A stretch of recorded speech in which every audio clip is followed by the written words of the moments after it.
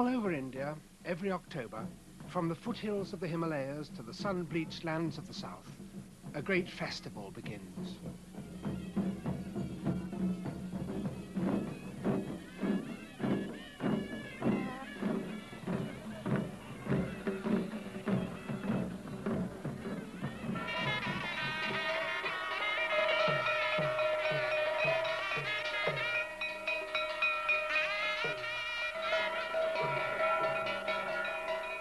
Gods are brought out from their temples and sanctuaries and paraded through the streets to share in the festivities and receive homage from their devotees. The ceremonies and rituals, the dances and the dramas will go on for 30 days and nights as the people celebrate a great and ancient victory, the death of the king of demons at the hands of a prince. The story of this prince's adventures and final triumph is as ancient as Homer and even longer than the Odyssey. In India alone, 500 million people know it in detail. It has spread far beyond India into Southeast Asia. In Java and Malaysia, they tell it in the shadow play. In Bali, they recreate it in dance, and in the temples of Cambodia, buried in the jungle, it's carved in stone on the walls. It's one of the most potent legends ever to haunt the human imagination.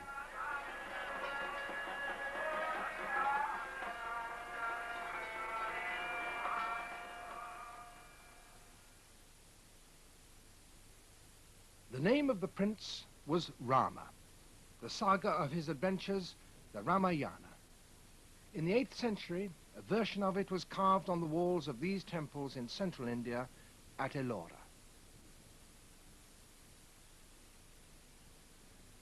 The temples were cut out of solid rock, and at the bottom of the great pit in which they now stand, on the outside wall of one of them, the masons carved strips of pictures.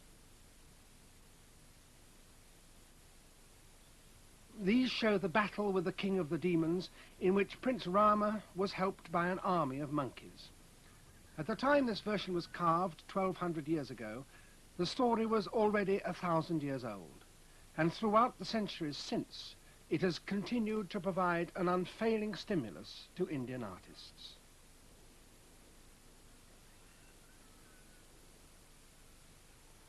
These miniatures were painted in the 17th century. Through no fault of his own, Rama has been banished from his father's palace and lives with his wife Sita and his devoted half-brother Lakshmana. The three spend the next 14 years wandering in the forest. Rama is shown with the dark complexion of a hero. Wherever he goes, the people come to pay their respects to him, for his nobility and the beauty and virtue of his wife are evident to all. Meanwhile, in the kingdom of Lanka, Ceylon, the demon king, Ravana, holds court. He has 10 heads and 20 arms. He quarrels with Rama and eventually abducts Sita. Rama, in his struggle to rescue his wife, is helped by an army of monkeys, and there is a titanic battle.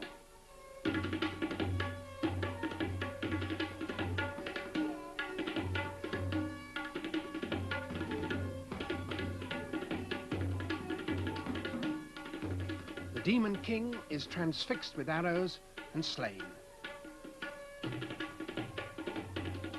And Rama, with Sita and Lakshmana, returns triumphant to claim his kingdom.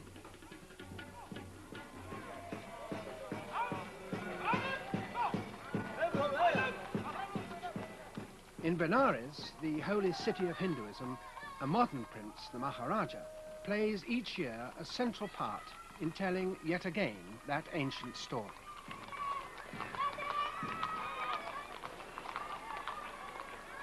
Just outside the city, in open country, the whole drama will be played by actors in 30 episodes, one every day throughout October.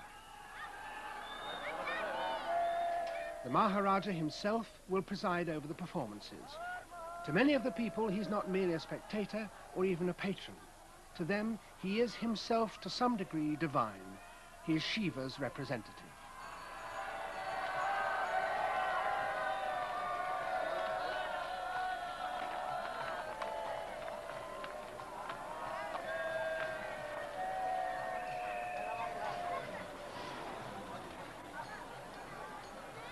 The Maharaja will watch not from a European-style carriage, but from the proper conveyance of ancient Indian royalty, an elephant.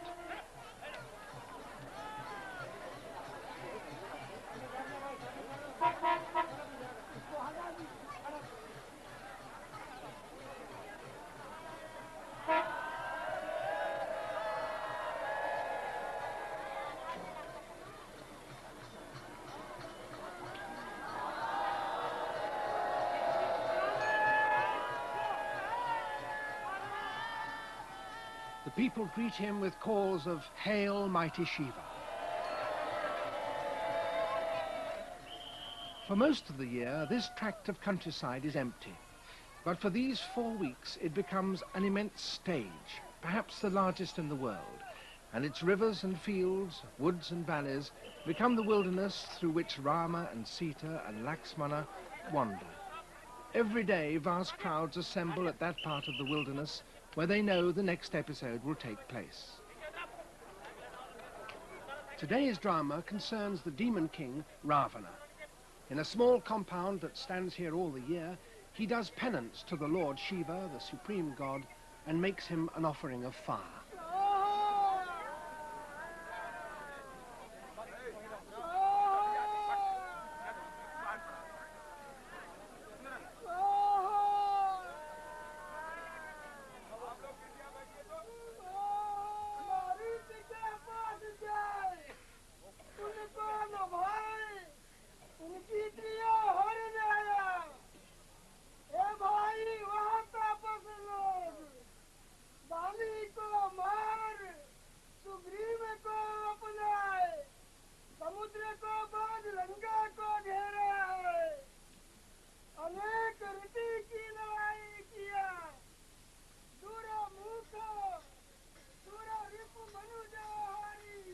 The words of the Ramayana were first set down in the 1st century BC by the poet Valmiki.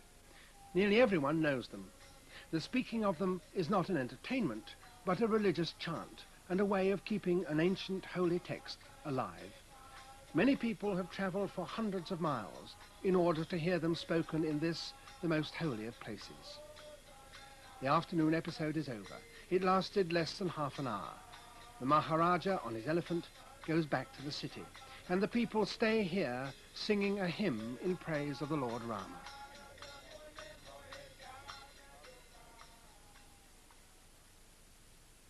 Back in his palace on the banks of the Ganges, I talked to the Maharaja about the story of Rama and asked him why it was that these characters had such a hold on the affections of the people. Did they see something of themselves in the character of Rama and Sita? Actually, when Valmiki wrote his Ramayana, then he asked him, tell me a man who is perfect man, a superman. And being Superman, he's still a human being. He said, there's no other person than Rama and Sita. They are human beings, superhuman beings, and they go through all the human difficulties, ups and downs of life. Because they go through all the ups and downs of life, the human being, ordinary human being. That's why people are more attracted to them. It's not very supernatural or a very godlike thing. It is human. They are so human.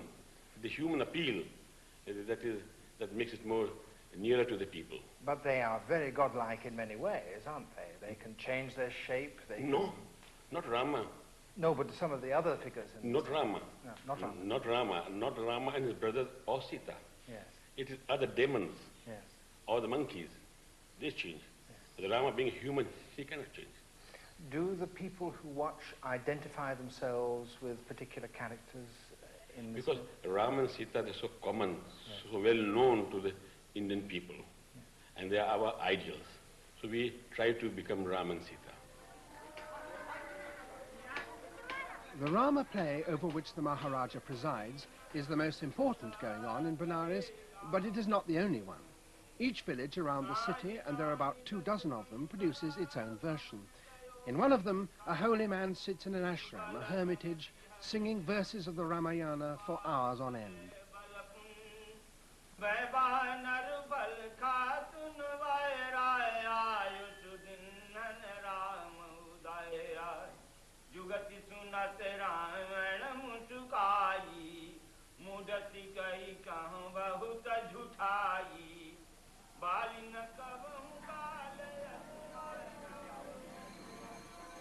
One of the great experts on the Rama plays, the Rama Leela as they're called, is a doctor in Benares, Dr. Mehta.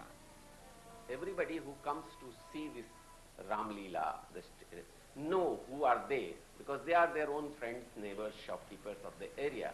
Thus a very, very wonderful rapport is established. Here is the man who is my tailor, and he is playing the part of Ravan. Here is a man who is my barber. He is playing the role of my Hanuman. In this particular village, Hanuman, leader of the monkey army, is played by the local sari seller. He's done it for so long that he's begun to take on something of Hanuman's personality. He habitually wears yellow, Hanuman's colour, and his neighbours and friends no longer use his original name, but call him Hanumanji.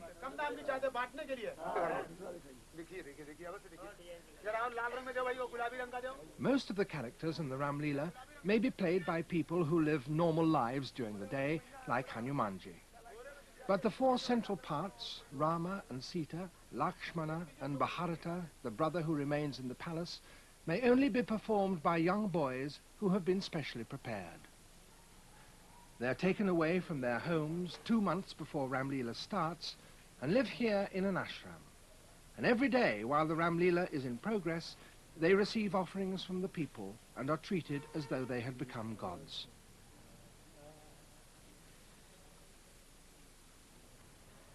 It's said that in the past, people believed such boys had become so holy that they no longer belonged to this world. And at the end of the Ram Leela, they were given a last meal, which was poisoned.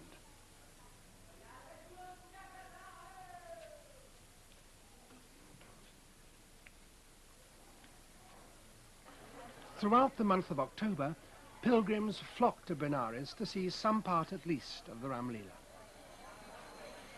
Sadhus, holy men, whose poverty and nakedness is a sign of their sanctity, are everywhere.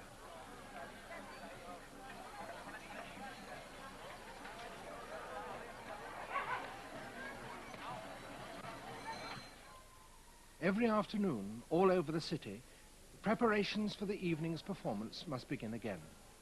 The boys who will play the holy quartet, Rama and Sita, Lakshmana and Bharata, must be given their elaborate sequined makeup, a process that takes several hours.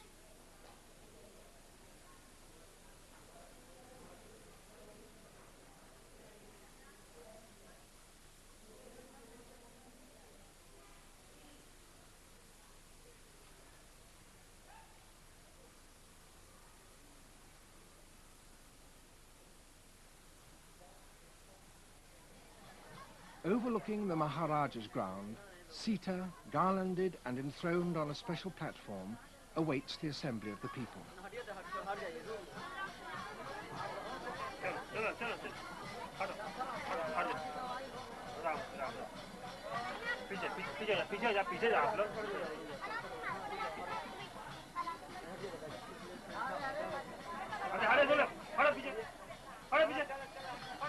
As the evening approaches, tens of thousands gather around the enthroned boys, singing and chanting.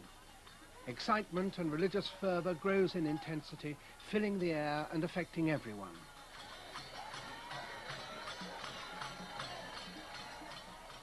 After sunset, the Maharaja himself will come back.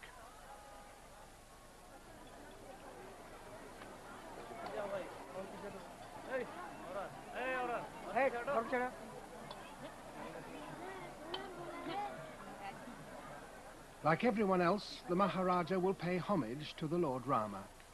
Here, the incarnations of two great gods pay respects to one another. The little boy playing Rama is believed to personify the spirit of Vishnu, the Maharaja of Shiva.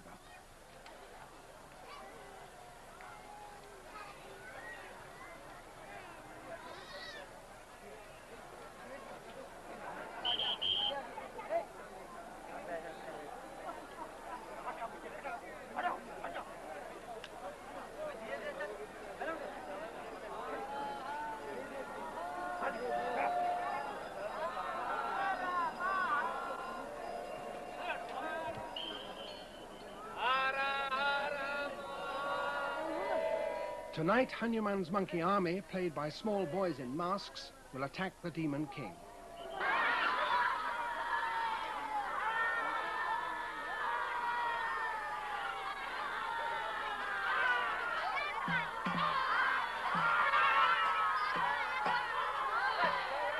The proceedings are guided by a master of ceremonies who has a text not so much for the words as for the stage directions, for none of the monkeys in the army has had any rehearsal.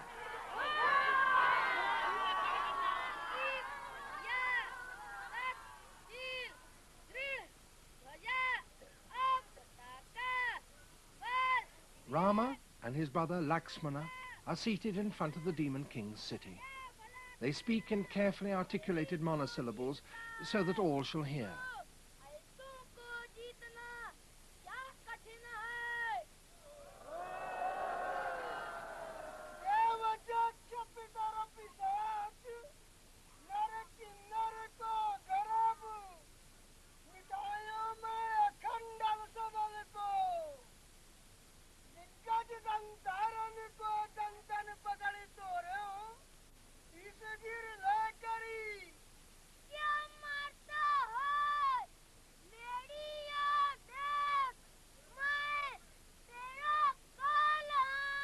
In the village, the same scene is being played.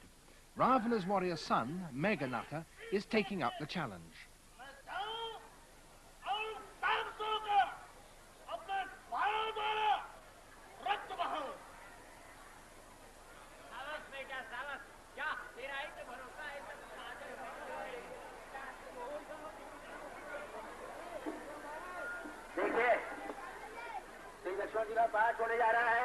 आप लोगों से प्रार्थना है शांत रहें अगर शांत नहीं रहेगी लाउड स्पीकर में आप लोगों को बटन सुनाई पड़ेगा आप लोग कृपया प्रार्थना कर रहा हूँ शांत रहिए ऐसा मेघनाथ बल वीर ना दिखाते हैं माया करी चाहत विनाशन इनोवेशन आज चाहत देखना है तेज और इनाल का सख्त कुत्ता नहीं खड़ा है सर हिंदू मस्त हाथी की तरह मैं देश दीवाना हूँ मैं जो वतन पर लड़ मरे वह वीर मर्दान ना हूँ मैं नजर आया मृतक जन यही जमी है खान की और आत्मा है खान का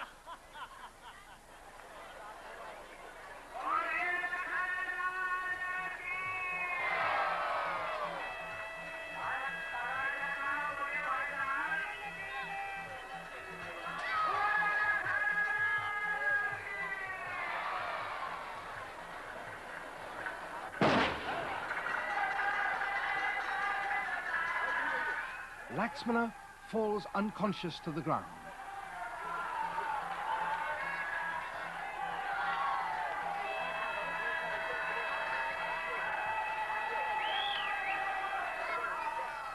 In the Maharaja's Ramlila that same evening, Laksmana is also lying prostrate. Ravana comes to try and pick him up to take him back to his palace as a hostage.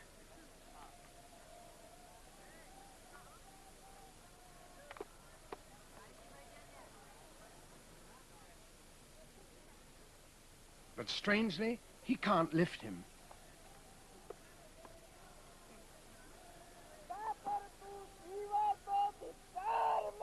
Now Hanuman, the leader of the monkey army, comes and carries Laksmana to safety.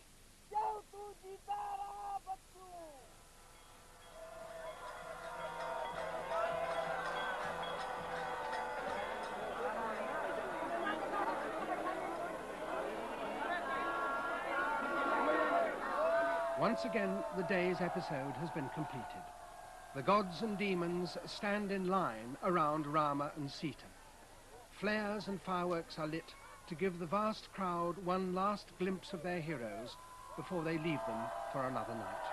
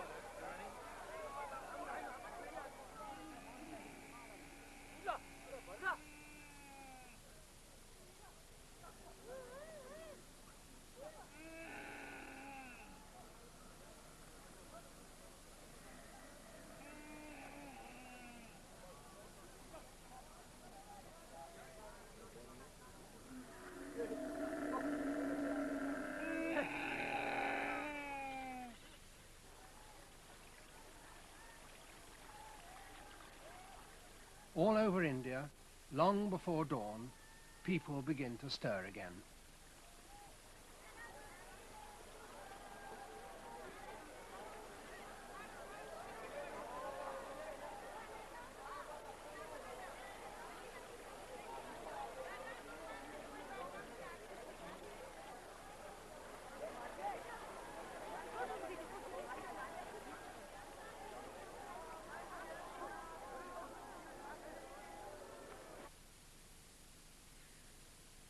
Kerala on India's southern tip, and the boy dancers who will enact the adventures of Rama here are beginning their massage.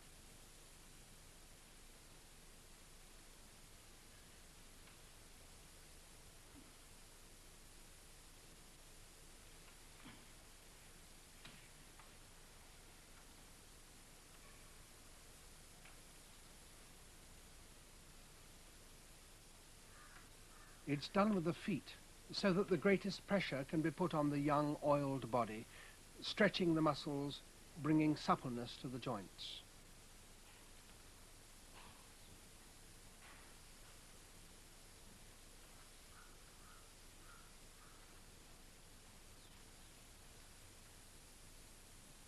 The individual muscles in the face have to be exercised separately and brought under the dancer's complete control.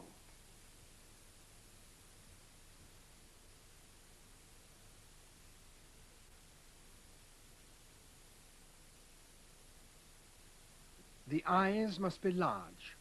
For a performance, a small seed will be placed under the lid so that the whites of the eyes become stained red.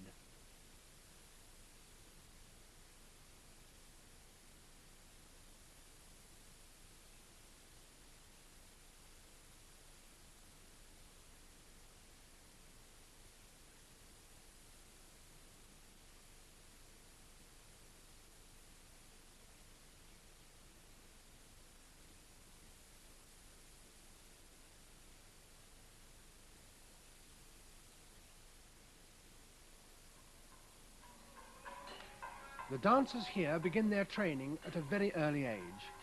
For 14 hours of every day they practice, exercise and study. And they must continue this arduous regime for 8 to 10 years if they're to become fully accomplished dancers.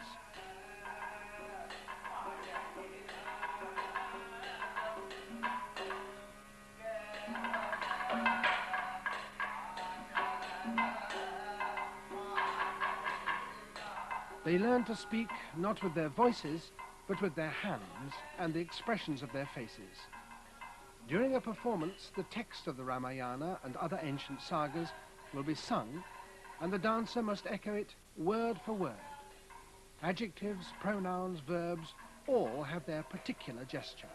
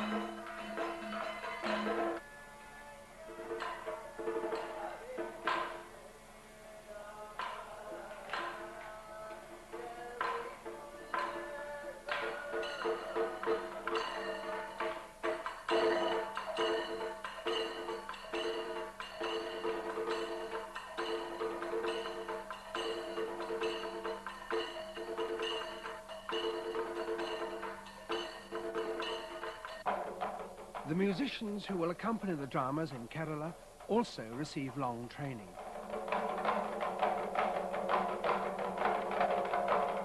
The rhythms are extremely complex, one often playing against another and moving progressively farther and farther apart until the two start coming together again.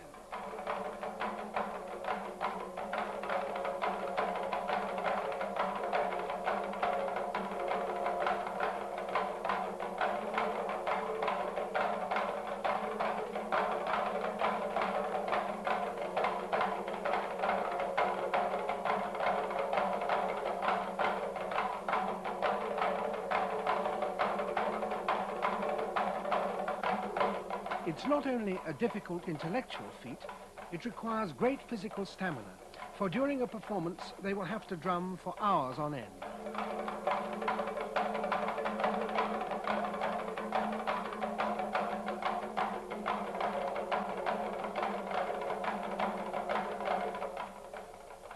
The makeup for the dances must surely be one of the most elaborate used by any actors anywhere in the world. Stylized moustaches are represented by blades of paper. Colors have special meanings. Green symbolizes godliness, white, spirituality, red, ambition and violence, black, evil. And the whole makeup takes many hours to complete.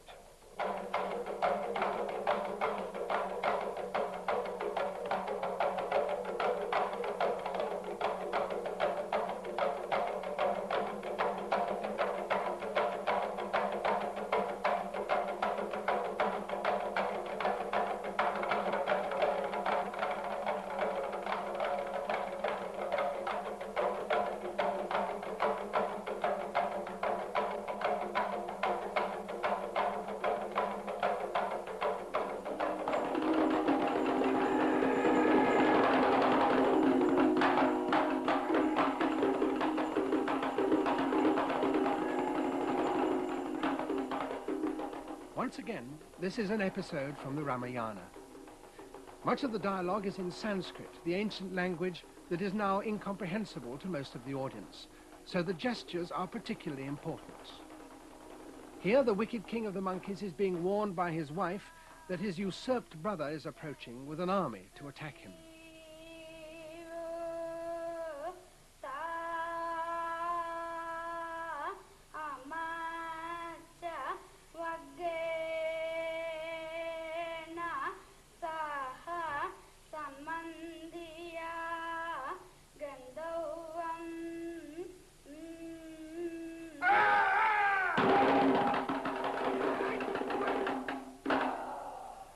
The brother is seeking the return of his kingdom.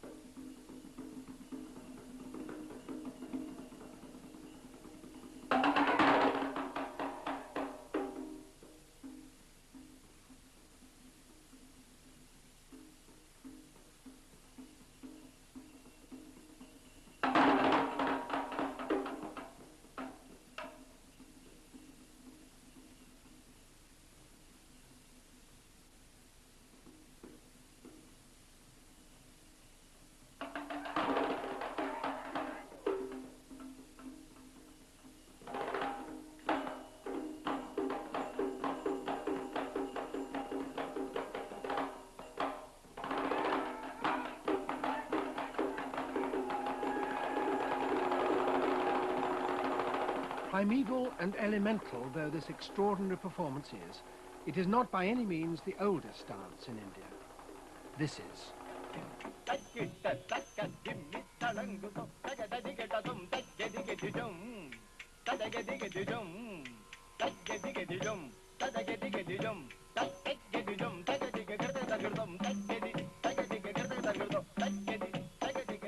The tradition of such dances as this go back probably as much as 3,000 years. Indeed, this is the most ancient dance style in the world. Girls may have been dancing with these gestures in the temples of India at a time when stone circles were still being put up in the cold, misty lands of Western Europe. A treatise written 2,000 years ago lists all the movements and even describes those standards that should be striven for. Hands must move like fish swimming in a pool. The body should be held like a horse about to leap. The limbs should have the suppleness of silk. And the feeling conveyed by the dancer should be like the ecstasy of a peacock dancing before his mate at sunset.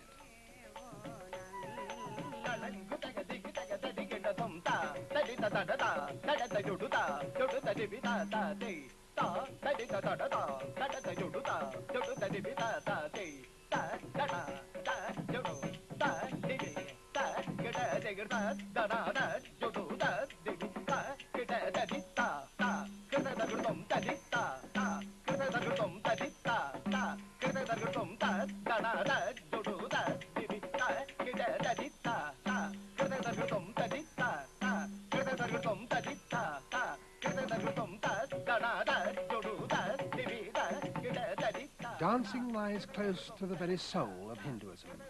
The great god Shiva was himself lord of the dance. Girls danced to him in his temples as to a lover, and every movement of their hands and bodies conveyed a precise message to him. She tells him that her love for him is so intense that the cool moon scorches her with its rays.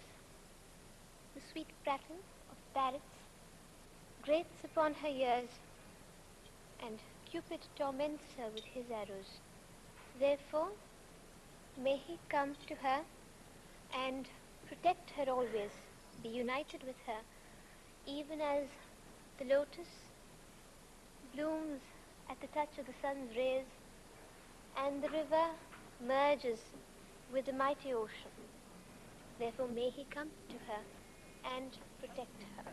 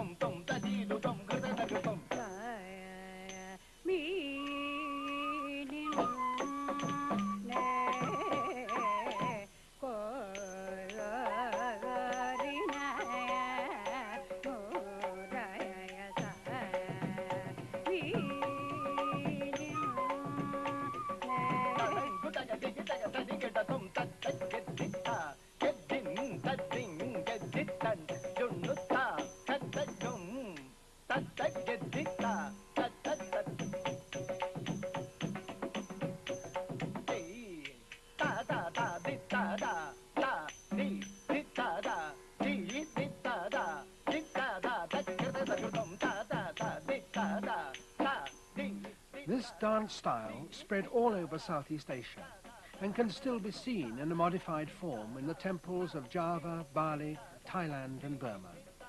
But in India, such dances are no longer to the taste of the mass of the people, and dancing in temples when it happens is very different. These mechanized dolls pirouetting jerkily in a temple in Benares are a recent installation but a huge attraction.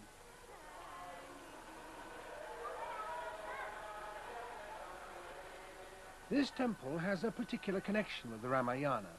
Valmiki, the poet who set down the story in verse in the 1st century BC, wrote in Sanskrit, but at the beginning of the 17th century it was translated into Hindi by a scholar called Tulsi, and all 50,000 lines of it are carved here in marble as a memorial to him.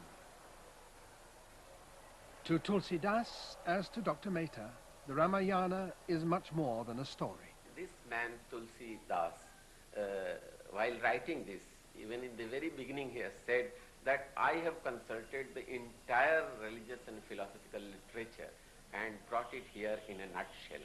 Therefore, if you pursue the study of Ramcharitmanas, you will find all the various philosophies and the theological ideas are all there, and along with the idealism, how a brother should behave with a brother, how person should obey their parents and teachers, how they should oppose the evil or bad things. Everything, the relationship of husband and wife, everything is there. If that is so, then certainly much is lost in such displays as these, in which the gods of India have become little more than exhibits in a kind of Disneyland.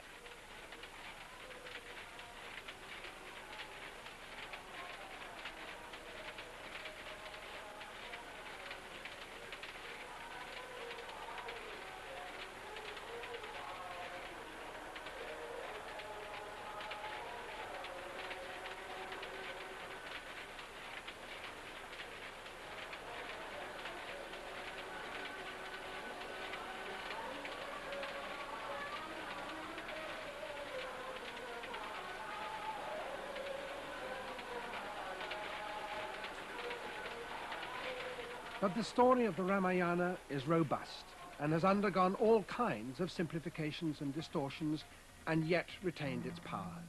In Delhi, it's flowering again in yet another form.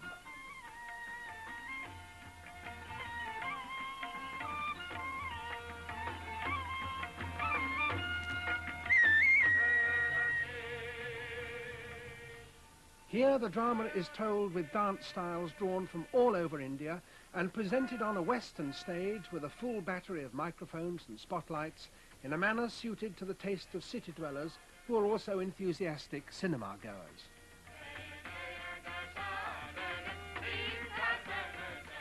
Ravana is portrayed in the style of Kerala.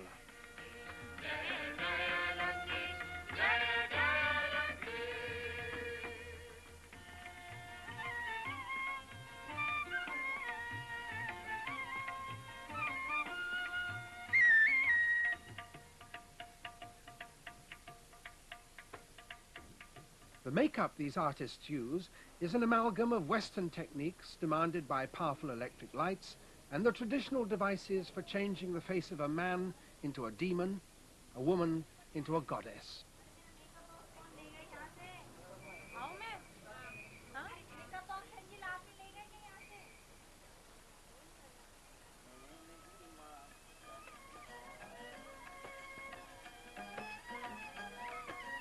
The story is just beginning. Rama and Laksmana are visiting the palace of a neighboring kingdom to seek the hand in marriage of the beautiful Princess Sita.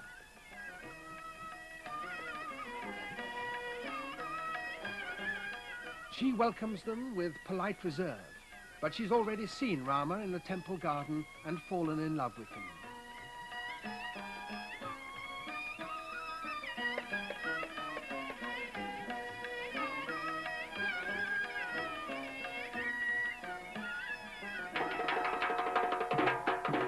Other suitors are already there. The successful one will be he who can bend the bow of the great god Shiva that lies in the palace.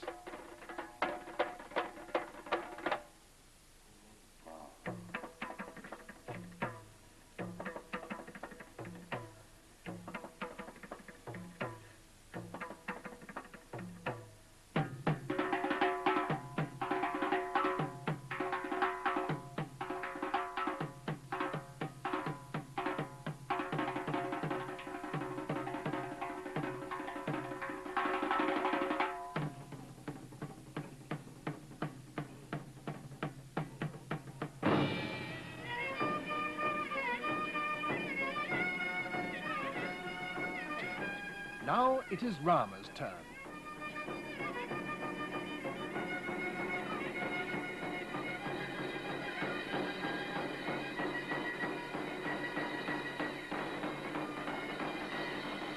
So Rama and Sita are married. But because of a plot by Rama's stepmother, they, together with Laksmana, are banished.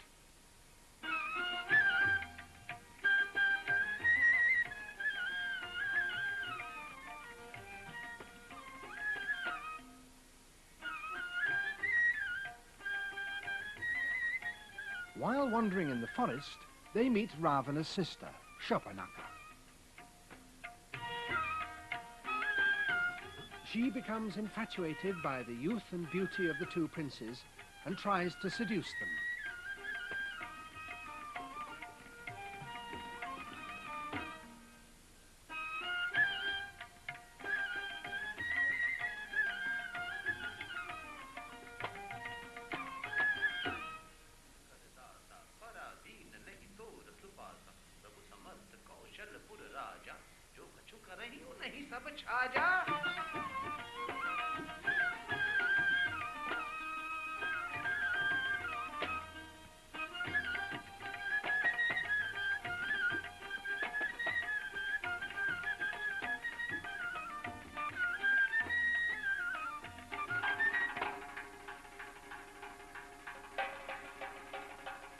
Infuriated by her persistence, Laksmana decides to punish her.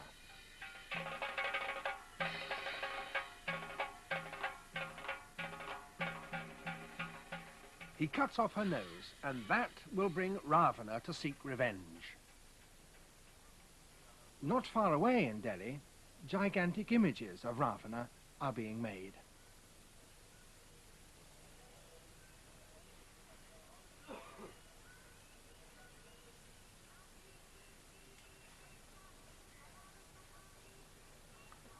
Beside a parade ground, a group of people are constructing vast figures with a framework of bamboo covered with glued newspapers and decorated with paint and tinsel. Not only will Ravana and his family be represented, but also the buildings of his city in Lanka.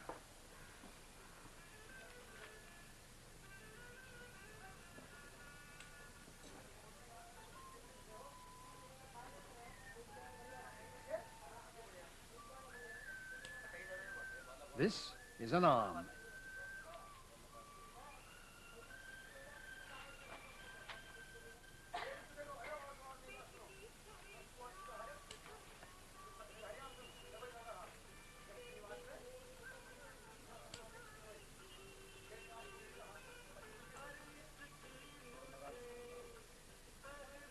And this, a hand. All these figures will be studied with firecrackers. This is a very specialized craft demanding great experience and is traditionally done by people who, oddly, are not Hindu but Muslims.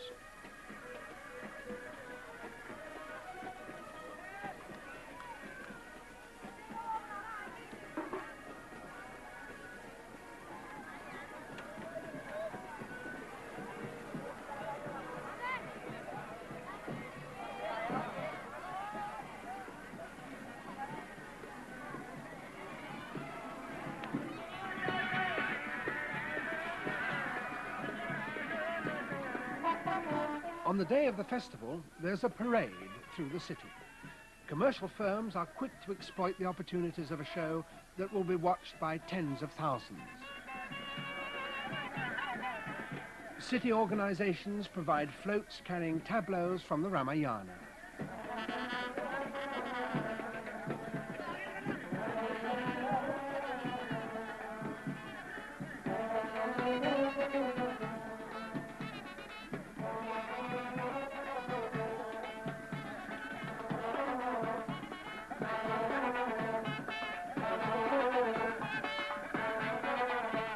Such figures are being built in many places all over Delhi, and there is great competition to construct the tallest.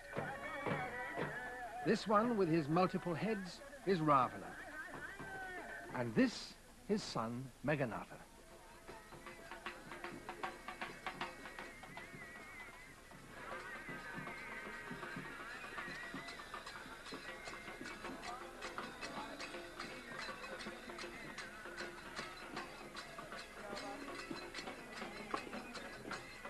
These figures, at 110 feet tall, are claimed to be the champions of all Delhi.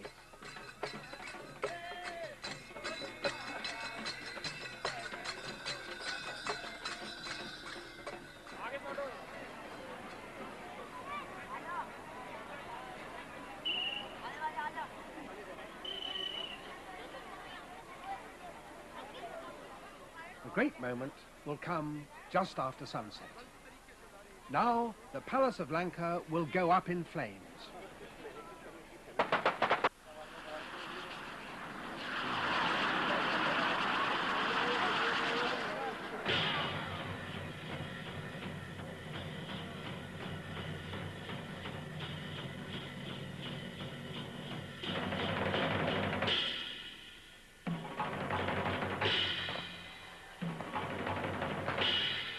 And Ravana, the demon king, will die.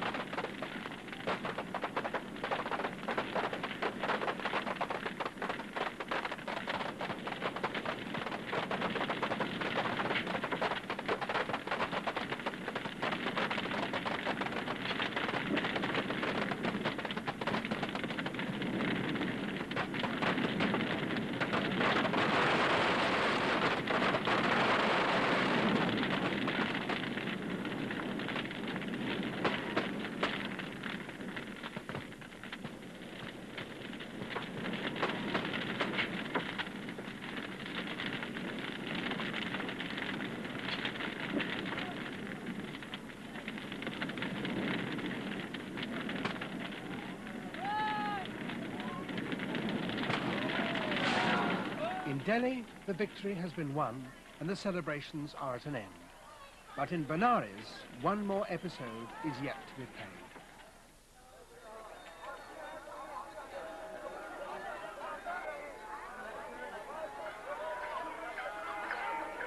Benares is the holiest city of all for the Hindu. It was founded about the same time as Babylon was being built. It is arguably the oldest living city in the world. The great god Shiva was worshipped here on the banks of the Ganges some 3,000 years ago. And the city was already old when Valmiki wrote down the poem of the Ramayana. He even mentions it in one of the verses. It's hardly surprising that the Ram Leelas played out here have a special sanctity and are portrayed with more reverence and in more detail than anywhere else in India.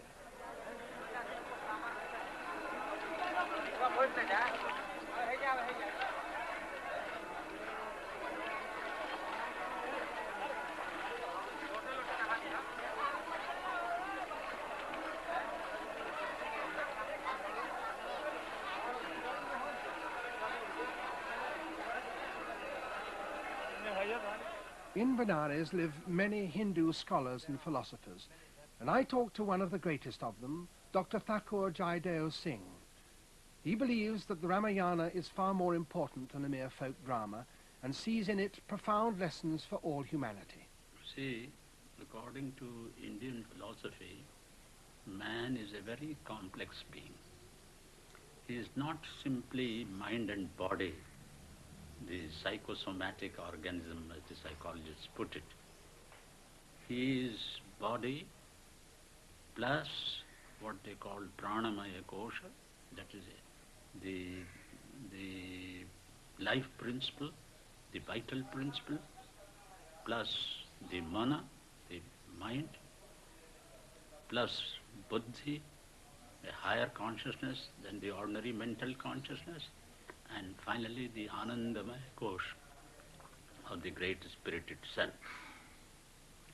So in Ramayana, and all these arts, all Indian arts, have been generally following a practice of bringing out some of the important features of all these levels. Entire story takes place inside our body. I may explain here that we have no Satan. It is the good and bad in ourselves which are the characters of the Ramayana. The Ram is the goodness of the human being, the soul, and Ravan is the ego. Now when the ego becomes predominant and takes over, then all the evil things like greed and jealousy and selfishness, they all come up. These are the parties or the characters on the evil side. Then there are good things like patience, like friendship, giving of alms, and truthfulness, non-violence. These are the characters on the Ram side. The devotion to God is represented as the Sita, the consort of Rama. And this ego removes that devotion towards the God. And when you have lost the God, naturally you see there is the evil all around. Thus, the whole struggle goes on, and then in the end, this ego or this self-consciousness is killed, and the devotion is brought back. The last installment of the Ram Leela in Benares is a thanksgiving. Rama and Laksmana, after 14 years of banishment, having killed the demon king, will return to the family palace where their brother Maharaja has been holding the throne on Rama's behalf. The reunion will be enacted in a small square in the center of the city.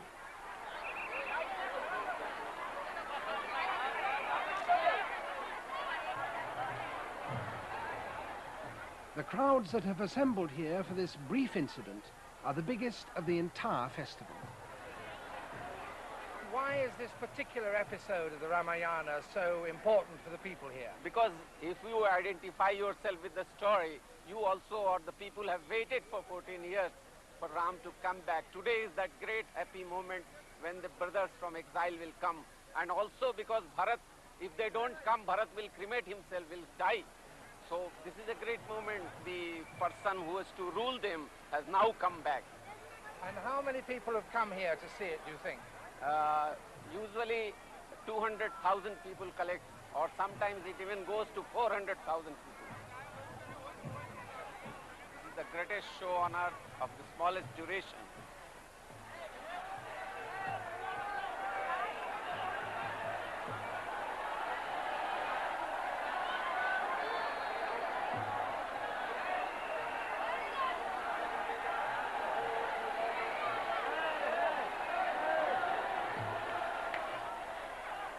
Rama and Laksmana are flying magically from the island of Lanka.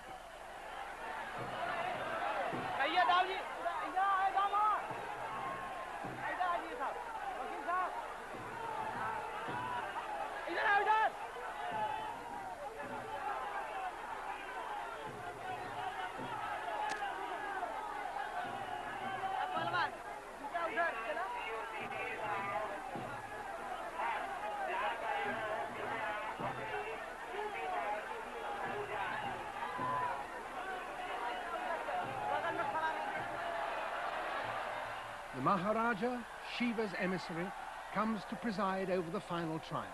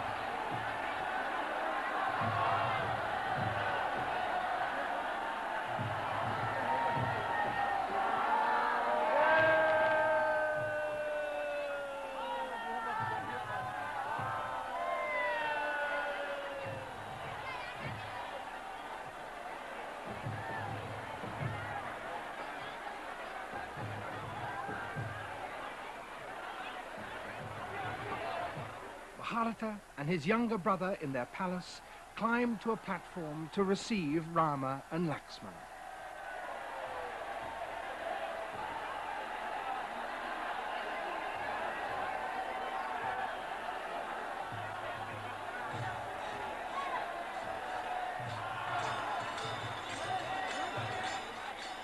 They prostrate themselves in homage to their elder brothers.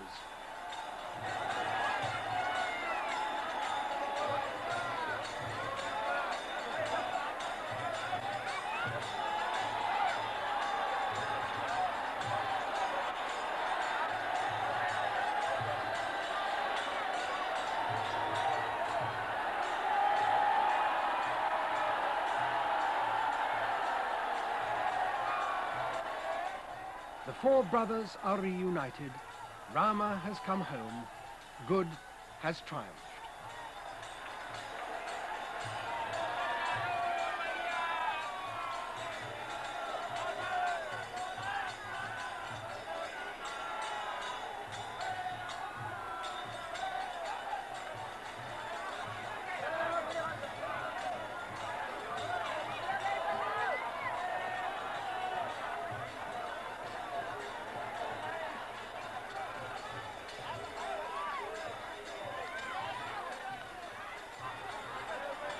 And then the luggage.